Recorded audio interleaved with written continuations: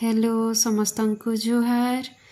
तो देखुन इटा मुई लड्डू गोपाल को लगे वस्त्र सिलेछे आ बहुत सुंदर दिसतिला। गोल्डन कलर कपड़ा नहीं आ पिंक कलर धड़ी देछे। पिंक कलर कपड़ा टिके बची थिला बेले सिली थिली जेन देखी वीडियो रे से कपड़ा रो इटा टिके लाइनिंग देछे ताको डोरी इटा आ बहुत सुंदर बहुत घेर होतिला आ देखुन बहुत सुंदर दिसतिला। आ इटा प्रभु जगन्नाथ को लगी सिलीछे आ मेरून कलर धड़ी देछे संबलपुरी कपड़ा आ गोल्डन कलर इटा आ देखुन तीन भाई भौणी कले समानटा सिलीछे। आ इटा मैं नुआखाई रे पिन्हामी मोर प्रभु को आ बहुत सुंदर होतिला। आ इटा देखुन छोटा गोटे जन महालक्ष्मी ठाकुराणी को लगी सिले देछे तो गोल्डन रो सब गोल्डन रो करिछे आ बहुत सुंदर दिसछे। आ जे महाप्रभु को इटा मैं नुआखाई दिन ही पिन्हामी। आ इटा अधा होतिला।